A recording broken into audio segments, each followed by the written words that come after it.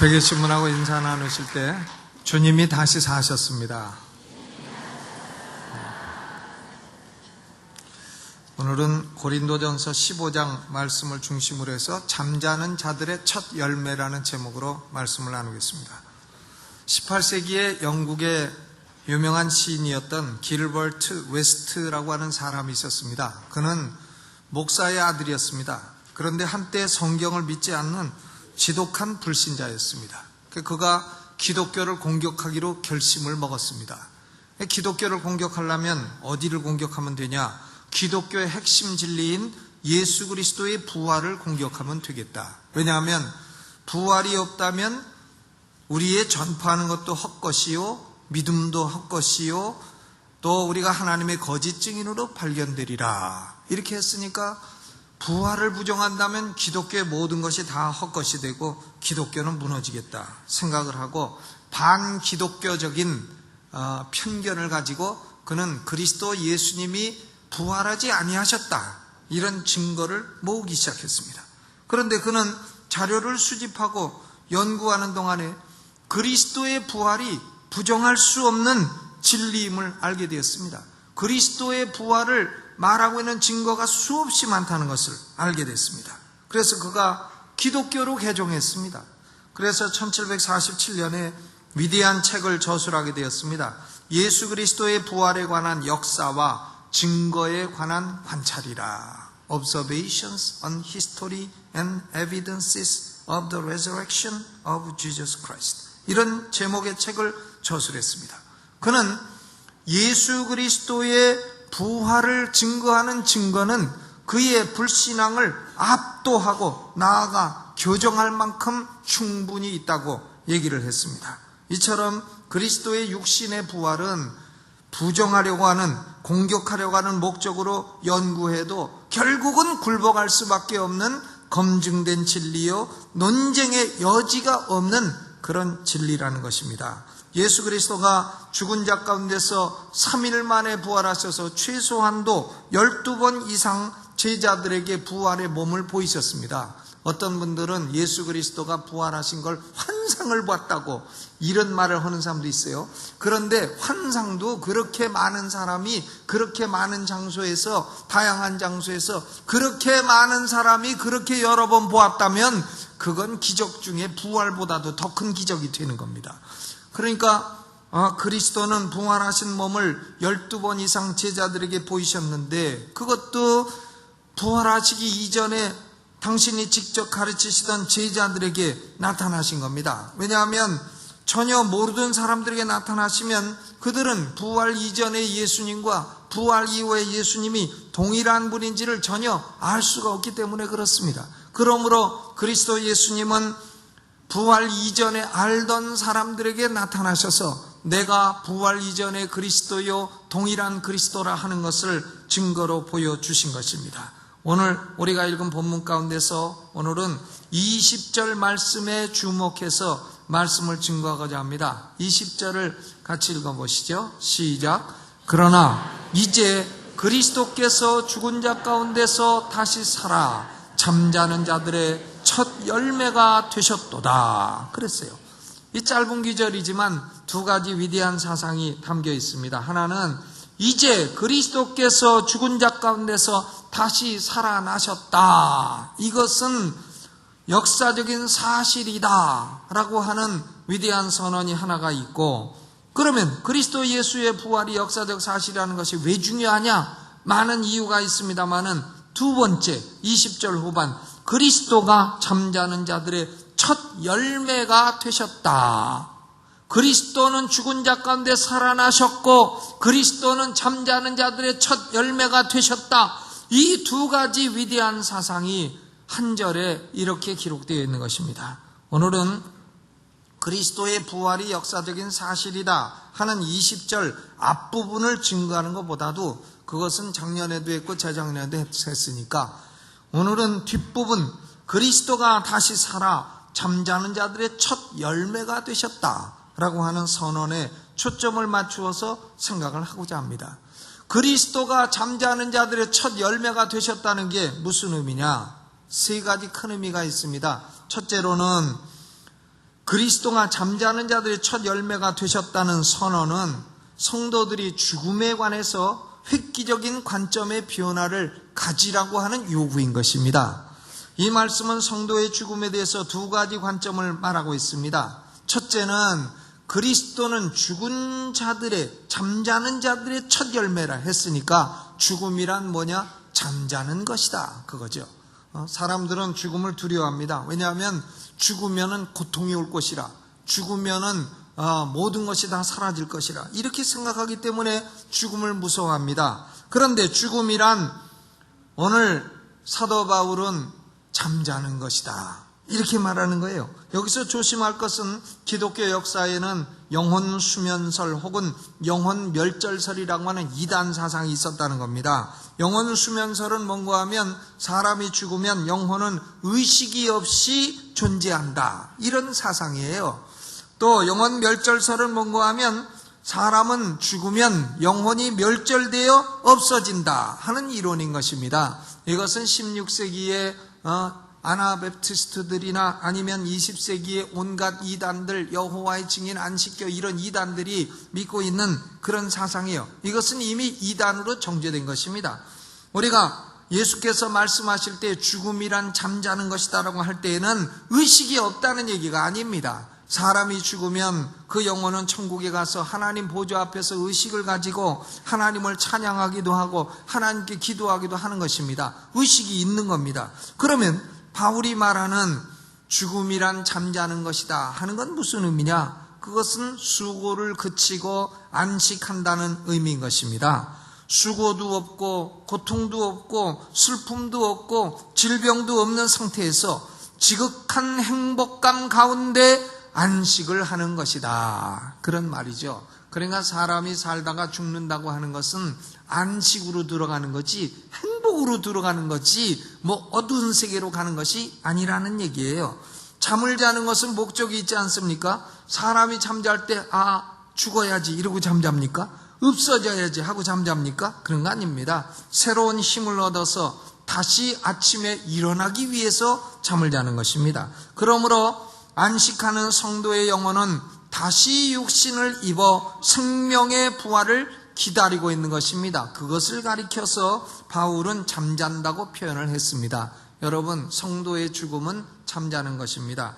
두 번째로 성도의 죽음이란 뭐냐? 씨를 심는 것이라 라고 하는 관점을 알 수 있어요. 왜냐하면 그리스도의 부활을 첫 열매라고 했습니다. 열매라고 한다면 열매가 있기 위해서는 씨를 심는 게 있어야 돼요. 씨를 심으니까 열매가 나오지 씨도 안 심었는데 무슨 열매가 나오겠어요? 그러므로 죽음이란 뭐냐? 씨를 심는 것입니다. 고린도전서 15장 36절에 어리석은 자여 너의 뿌리는 씨가 죽지 않으면 살아나지 못하겠고 그랬습니다. 그러므로 죽음이라 하는 것은 우리의 이 육신을 심는 거예요. 이 육신은 연약한 육신이고 나이가 들면 늙어가는 육신이고 점점 못생겨지는 육신이고 이 육신은 추해지는 육신이고 약한 육신입니다. 그런데 이것을 심는 거예요. 심으면 우리는 썩지 않는 몸으로, 영광스러운 몸으로, 강한 몸으로, 신령한 몸으로, 죽지 않는 몸으로 다시 살아 열매를 거두게 될 것이라. 죽음은 그 과정 가운데 하나라고 하는 말씀인 것입니다. 고린도전서 15장 42절로 44절에 이렇게 말씀했습니다. 죽은 자의 부활도 이와 같으니 썩을 것으로 심고 썩지 아니할 것으로 다시 살며 욕된 것으로 심고 영광스러운 것으로 다시 살며 약한 것으로 심고 강한 것으로 다시 살며 육의 몸으로 심고 신령한 몸으로 다시 사나니. 여기 보면 동사가요, 자꾸 나오는 동사가 있어요. 심고 다시 사나니, 심고 다시 사나니. 이런 동사가 반복되고 있는 겁니다. 그러므로 우리는요, 이 육신이 뭐냐? 요게 씨앗입니다. 요것을 딱 심게 되면, 그러면 우리는 죽지 않고 병들지 않고 쇠하지 않고 늙지도 않는 그런 몸으로 다시 살아서 영원히 살게 될 것을 믿으시기를 주님의 이름으로 축원합니다. 이것이 진리예요. 믿으세요. 성도들은 그러므로 죽음을 두려워할 필요도 없고 죽음을 너무 슬퍼할 필요도 없는 것입니다. 왜냐? 예수 그리스도께서 다시 살아 잠자는 자들의 첫 열매가 되셨기 때문입니다. 죽음이란 잠자는 것이요, 죽음이란 씨를 심는 것에 불과합니다. 두 번째로, 그리스도가 잠자는 자들의 첫 열매가 되신다는 선언은 예수 그리스도는 구약에 예언된 메시아의 모형의 실체라고 하는 확증의 선언인 것입니다. 구약에는 예수 그리스도에 대한 많은 모형이 있습니다. 타입, 모형이 있어요. 모형이라 하는 것은 실체가 아니고 앞으로 올 실체에 대한 그림자라는 말입니다. 그런데 구약에 예언된 대부분의 모형은 그리스도의 순환에 관한 것입니다. 그리스도는 순환을 받을 것이다. 이것을 모형으로 말하고 있는 것이 압도적으로 많아요. 예를 들면 하나님의 어린 양이 그리스도의 모형이라든가, 아니면 5대 제사, 피의 제사가 그리스도의 모형이라든가, 아니면 광야에 달린 놋뱀을 보면 살리라 하는 것이 그리스도의 모형이라든가, 이런 대부분은 그리스도가 피 흘려 죽으심으로 자기 백성의 죄를 사하실 것에 대한 모형인 것입니다. 그런데 구약 성경은 예수 그리스도가 부활하실 것에 대한 모형도 있는 것입니다. 레위기 23장 4절로부터 14절까지에는 유대인의 7절기가 있는데 그 가운데서 3가지 절기에 대해서 말씀하고 있습니다. 유대인 원력으로 1월은 니산월이라 합니다. N-I-S-A-N. 니산, N-I-S-S-A-N. 그러면 일본 자동차가 되는 거예요. 그러니까 니산월, 유대인 원력으로 1월 14일은 여호와의 유월절이라고 했습니다.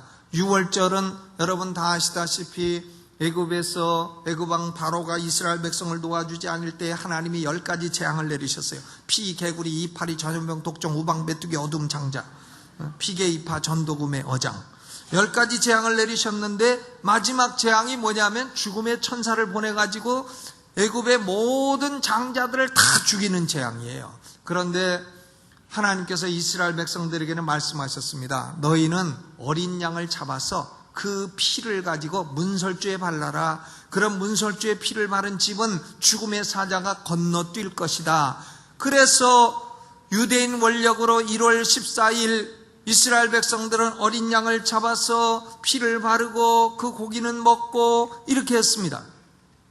죽음의 사자는 피를 바른 집들은 다 건너갔어요. 그리고 피가 없는 집들의 장자는 다 죽이고, 고로 애굽에는 곡소리가 나고, 애굽왕 바로가 결국은 그 재앙에는 손을 들고 이스라엘 백성을 포로에서 해방시켜 버린 것입니다. 그러므로 넘어갔다 해서 그날을 영어로 패스 하는데, 그냥 넘어간 게 아니라 오버에서 넘어갔다 해서 합쳐서 패스 오버, 이것이 바로 한자말로 넘어갔다는 넘을 월자를 써서 유월절이 되는 것입니다. 그러므로 유대인 원력 1월 14일 유월절은 예수 그리스도께서 십자가상에서 죽어 피를 흘리심으로 그 피를 믿는 사람은 사망에서 구원받고 애굽의 포로, 죄의 포로에서 해방된다는 것을 예표한 것입니다. 고린도전서 5장 7절에 우리의 유월절 양 곧 그리스도께서 희생이 되셨느니라, 이렇게 기록하고 있습니다. 그러니까 유월절은 예수님이 어린 양이 되어 죽을 것이다, 이런 예표죠. 그런데 유대인 원력으로 유월절 다음날 1월 15일부터 시작해서 7일간은 무교절이라고 합니다. 무는 없을 무자요, 교는 누룩교자예요. 그러니까 누룩이 없는 떡을 먹는 절기라 하는 말입니다.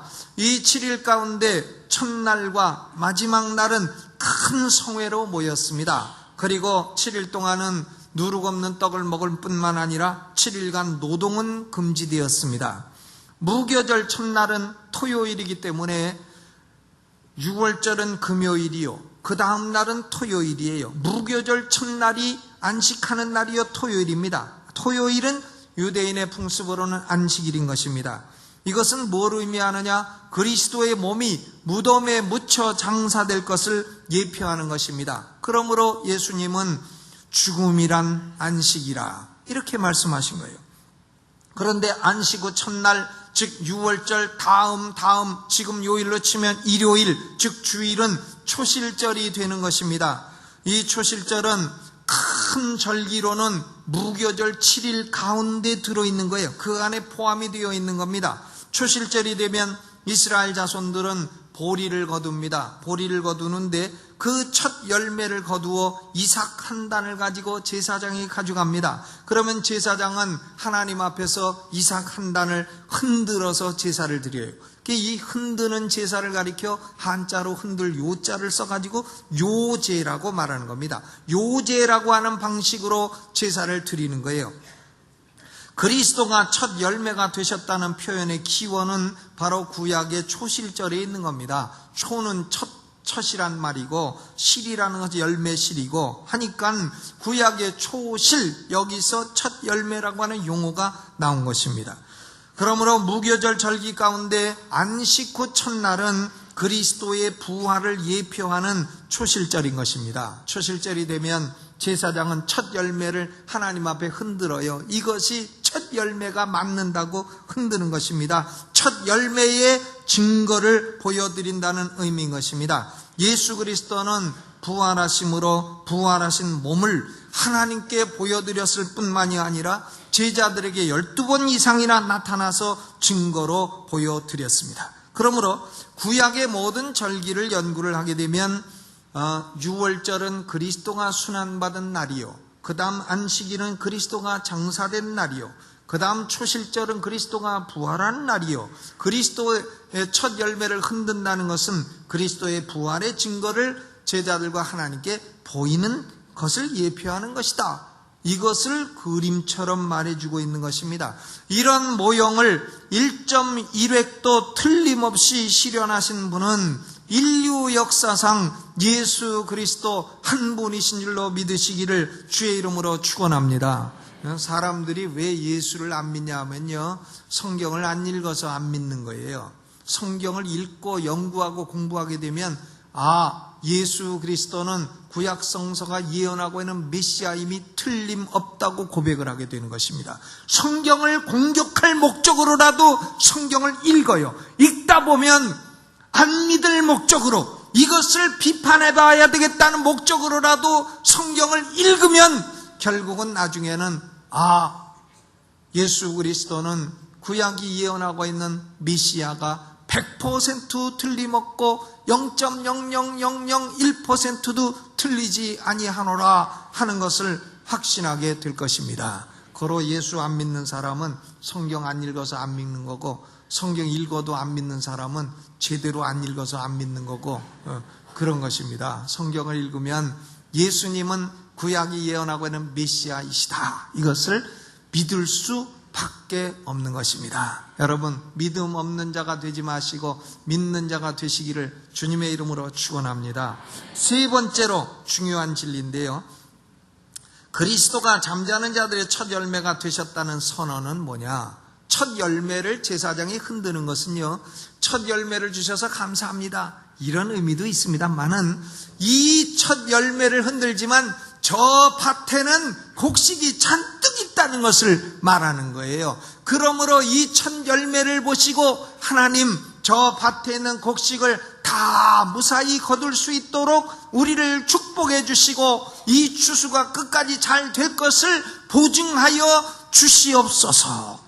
블레싱과 개런티, 축복과 보증을 해달라고 첫 열매를 하나님께 흔드는 것입니다.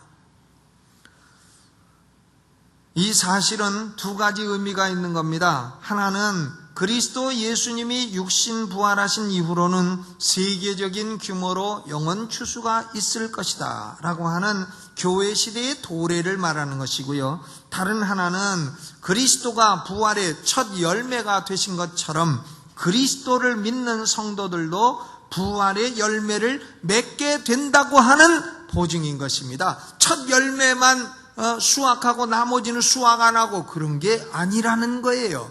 그리스도께 붙어있는 사람들도 그리스도가 육신의 부활을 한 것처럼 우리도 믿는 성도들도 육신의 부활을 하게 될 것이다 라고 하는 확신 확실한 보증으로서 그리스도가 첫 열매가 되신다고 하는 의미인 것입니다. 본문 21절로부터 24절까지를 우리 함께 봉독하겠습니다. 21절로부터 시작. 사망이 사람으로 말미암았으니 죽은 자의 부활도 사람으로 말미암는도다. 아담 안에서 모든 사람이 죽은 것 같이 그리스도 안에서 모든 사람이 삶을 얻으리라. 그러나 각각 자기 차례대로 되리니 먼저는 첫 열매인 그리스도요, 다음에는 그리스도 강림하실 때에 그에게 붙은 자요, 그 후에는 나중이니 저가 모든 정사와 모든 권세와 능력을 멸하시고 나라를 아버지 하나님께 바칠 때라. 아멘. 여러분, 그리스도 예수님이 강림하시게 되면 세 가지 현상이 일어납니다.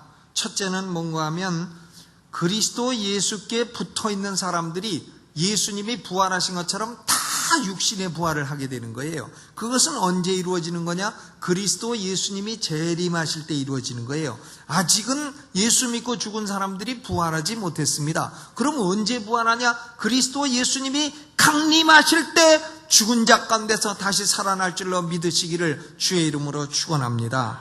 22절은 대단히 조심해야 될 말씀입니다. 아담 안에서 모든 사람이 죽은 것 같이 그리스도 안에서 모든 사람이 삶을 얻으리라. 이것은 조심스럽게 해석해야 되는 겁니다. 왜냐하면 아담이라고 하는 것은 대표자예요. 육신을 가지고 태어나는 모든 인간의 대표자입니다. 육신을 가지고 아담 안에서 태어나는 모든 인간은 아담처럼 죄인이 되었고 아담처럼 죽는 존재가 되었습니다. 그러나 그리스도도 대표자예요. 그리스도 안에 있는 모든 사람이 있습니다. All people in Christ.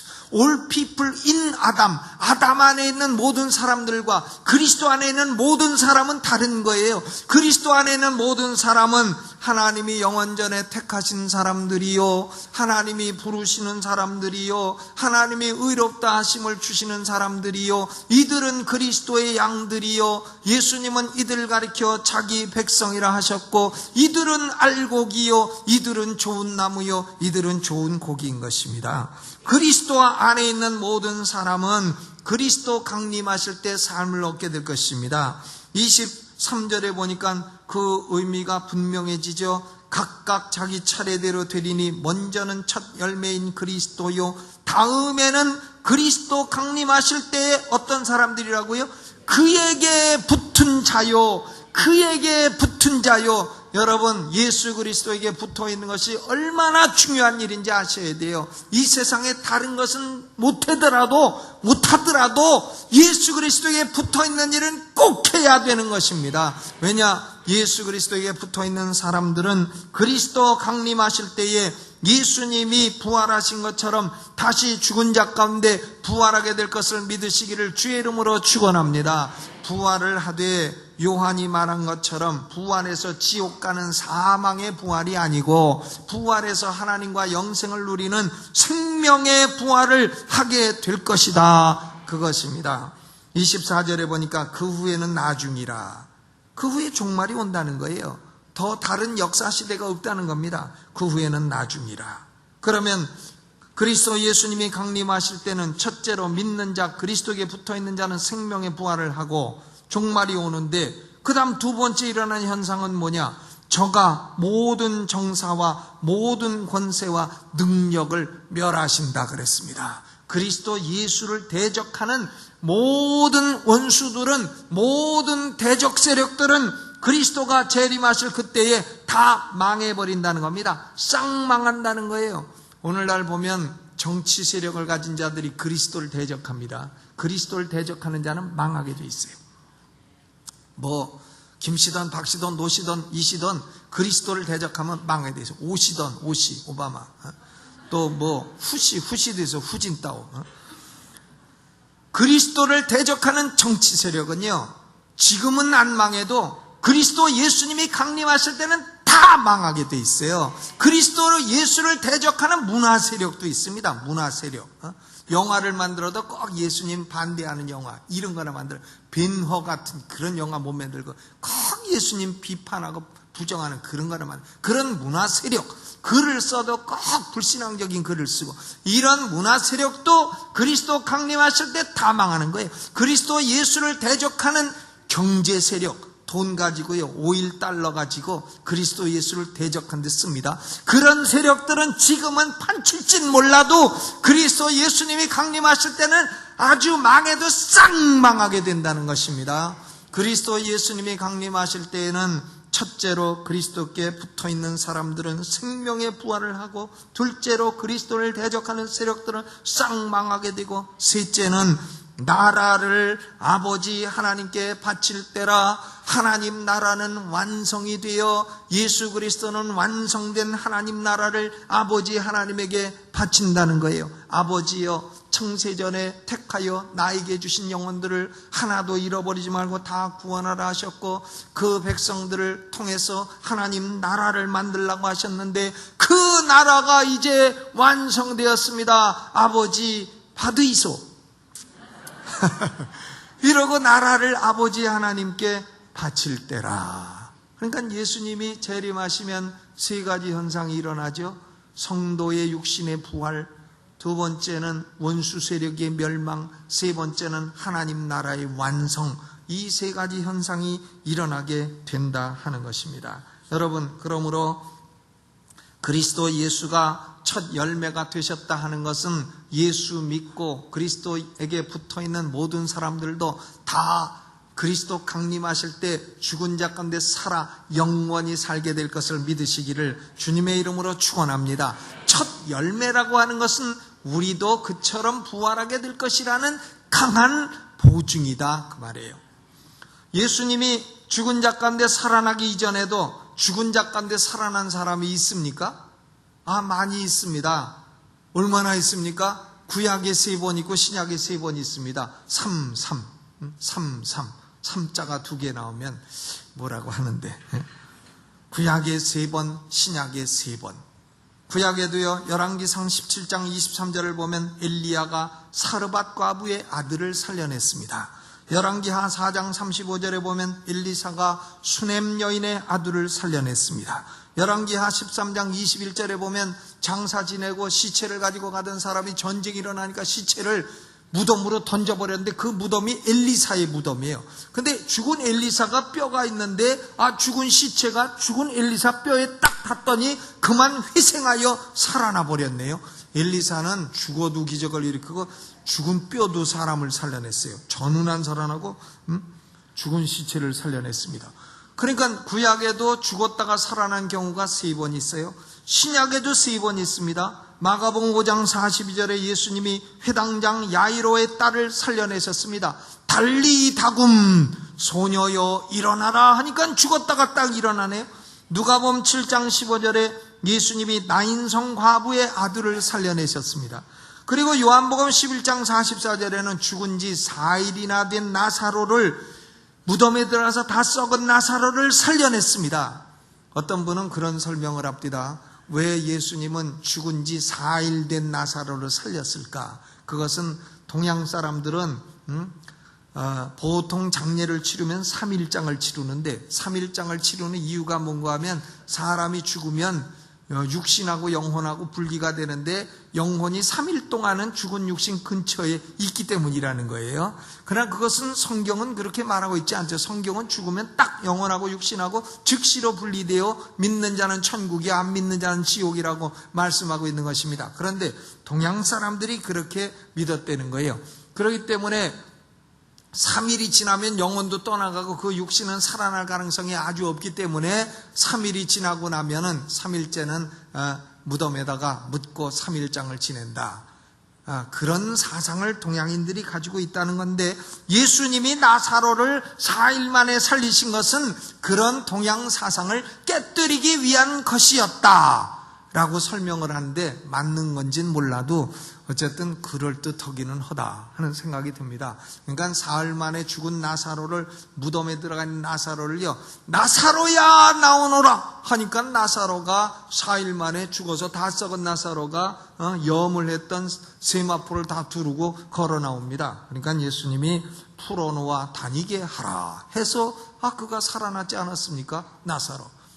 근데 어떤 분은 그래요. 예수님이 그때 나사로 이름을 잠깐 까잡수셔갖고 나오너라 그랬으면 난리 났을 거라고, 죽은 사람들이 다 전줄 알고 다 나왔을 거라고 고세진 박사가 그런 말을 하는데, 저는 뭐 그 얘기를 아주 재밌어 합니다. 그러니까 나사로야 나오너라 했으니까 나사로가 혼자 나왔다는 거예요. 뭐 어쨌든 구약에도 3번 죽었다 살아난 경우가 있고, 신약에도 몇 번 있어요? 3번 있고, 이렇게 예수님보다 죽은 자 가운데 살아난 경우가 6번이나 더 있는데 왜 예수님을 첫 열매라고 하느냐? 7번째 열매라고 해야지. 그렇죠? 그런 의문이 안 드십니까? 저는 드는데, 여러분은 영 의문도 안 드시는 모양인데, 왜 예수님을 7번째 열매라 하지 첫 열매라 하느냐? 그런데요, 앞에 있는 6경우는 살았다가요 다시 죽었어요. 죽었다가 살았다가 다시 죽었습니다. 그러므로 이것은 부활이 아니에요. 이것은 단순히 일시적으로 생명을 회복한 것이죠. 영어로 resuscitation이라 합니다. 생명 회복. 그러니까 부활하고 다른 겁니다. 부활이란 뭐냐? 죽었다가 다시 살아 영원히 죽지 않고 썩지 않고 쇠하지 않고 늙지 않고 병들지 않고 피곤하지 않고 그렇게 되면서 영원히 사는 것이 부활이다 이거예요. 우리는 그렇게 다시 살아날 줄로 믿습니다. 그래도 별로 감동도 없으신가 보네. 죽었다가 다시 사는 수선화 같지 않다 이겁니다. 수선화. 그대는 차디찬 의지의 날개로 끝없는 고독의 위를 나르는 애달픈 마음, 또한 그리고 그리다가 죽는, 죽었다가 다시 살아 또다시 죽는 가여운 넋은 아닐까. 뭐 이렇게 불러도 되느냐고 제가 작곡가한테 한번 물어봐야 되겠습니다만은, 수선화는요 죽었다가 다시 살고 죽었다가 또 다시 살고 또 죽고 또 다시 살고 이런다는 거예요. 불교는 보세요, 윤회를 가르치죠. 죽었다가 다시 살고 또 다시 죽고 또 다시 살고 또 다시 죽고 또 다시 살고, reincarnation. 힌두교도 윤회를 가르칩니다. 그러나 성경은 윤회를 가르치지 않습니다. 부활은 윤회가 아니에요. 부활은 우리는 한 번 죽습니다. 우린 다 죽어요. 문제 죽어도 죽습니다.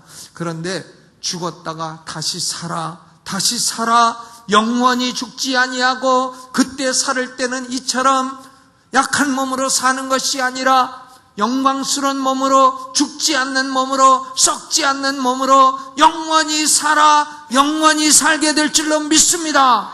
늙지도 않아요. 늙지도 않고. 그러니까 저는 부활할 때 보면 제일 장사 안 되는 직업이 2가지 있을 거다. 하나는 노화 방지 약 파는 사람, 그거 장사 안 될 거다. 또 하나는 어떤 사람이 장사 안 되냐? 화장품 장사 안 될 거다. 왜? 늙어야 뭐 팔리지. 늙지 않는데 화장품이 팔리겠어요? 우리 남전도 회장님, 그때는 장사가 안 될 것 같아요. 어떤 분은 그래요. 야, 천국에도 골프 치는 거 있냐? 나는 이 땅에서 하는데 골프가 제일 재밌는데 천국에도 골프 치는 게 있냐? 그러니까 그날 밤에 그 사람이 꿈을 꿨다는 거 아니에요? 1년 전에 죽은 친구가 꿈에 나타나가지고, 야, 천국에 너 내일 부킹돼 있더라. 여러분, 골프는 이 세상에서나 재미난 거지, 천국 가면 그런 건 재미도 아닙니다. 그런 거보다 훨씬 재미난 게 많은데 그걸 왜 들고 다니냐 이거예요. 그러므로 예수님의 부활이 우리 성도의 부활을 보증해주는 첫 열매가 된다는 겁니다. 옆에 계신 분하고 인사하시죠. 우리는 다시 삽니다. 영원히 삽니다. 아멘. 얼마나 감사해요. 사랑하는 성도 여러분, 예수 그리스도는 다시 살아서 잠자는 자들의 첫 열매가 되셨습니다. 예수 그리스도에게 붙어있는 우리도 예수님이 재림 때에는 영원히 죽지 않는 몸으로 부활할 것입니다. 다시는 죽지도 않고 썩지도 않을 것입니다. 죽음이란 그러므로 한 번 죽는 것은요, 멸망으로 가는 것도 아니고 슬픔으로 가는 것도 아니고 안식으로 가는 겁니다. 안식이요, 부활을 위해서 씨를 심는 것에 불과한 것입니다. 그러므로 예수 믿는 성도들은 사망을 두려워하지 마시기를 주의 이름으로 축원합니다. 사망을 넘어 슬퍼하지도 마시기를 주님의 이름으로 축원합니다. 예수 그리스도를 대적하는 어떤 세상의 정치, 경제 세력도 두려워하지 마시기를 주님의 이름으로 축원합니다. 우리에게는 영원하고 찬란한 미래가 기다리고 있는 거예요. 또 인사 한번 해보세요. 우리의 미래는 찬란합니다. 아멘. 아이고 찬란하게 뭐가 찬란해. 지금 배고파 죽겠는데. 아이고 찬란하게 뭐가 찬란해. 지금 내가 병들어 아파 죽겠는데. 지금은 뭐 좀 배고프기도 하고, 지금은 좀 아프기도 하고, 지금은 좀 슬프기도 하고, 지금은 좀 쓸쓸하기도 하고, 그러나요, 그것은 잠깐입니다. 현재 우리가 받는 고난은 장차 올 영광과 좋게 비교할 수 없도다 그랬습니다. 여러분, 우리 그리스도인이요, 이 소망을 갖고 살기 때문에 이 세상 살아가며 슬픔이 있어도 배고픔이 있어도 연약이 있어도 다 이길 수 있는 줄로 믿습니다. 우리 인류에게 그리스도의 부활과 우리의 부활 이외에 무슨 다른 소망이 있습니까? 다른 소망이 있으면 알려줘 보세요. 뭐가 있는가? 없습니다. 예수 그리스도의 부활. 그러므로 예수 그리스도가 잠자는 자들의 첫 열매가 되셨다는 것이 우리의 소망이요, 성도의 소망이요, 인류의 유일한 소망인 것입니다. 그러므로 사랑하는 성도 여러분, 그리스도 예수님에게 붙어 사시기를 주의 이름으로 축원합니다. 오늘 예수 안 믿는 사람들 어쩌자고 안 믿으세요? 예수 믿으시고 그리스도 예수님에게 붙어 사세요. 세상에 뭐 돈 좀 번다고 행복입니까? 흙먼지 속에서 먼지 좀 끌어모았다고 행복입니까? 어린아이들 딱지치기 할 때 조선일보 접어가지고 만든 딱지 그거 좀 모았다고 그것이 대단한 것입니까? 조선일보, 한국일보 접어서 만든 거지. 흔들리지 말고 더욱 주의 일에 힘쓰는 성도가 되시기를 주님의 이름으로 축원합니다.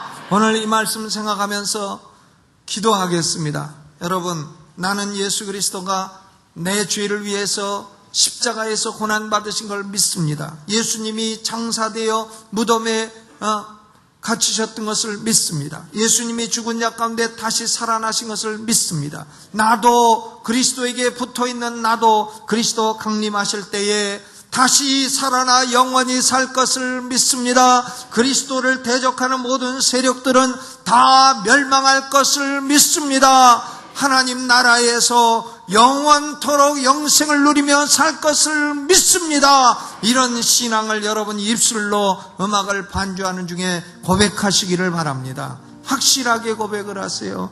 그리스도 예수에게 붙어 사세요. 예수님에게 떨어져 살지 마세요. 그것은 현세도 망하는 길이요 내세도 망하는 길입니다. 여러분 입술로 고백하시기 바랍니다.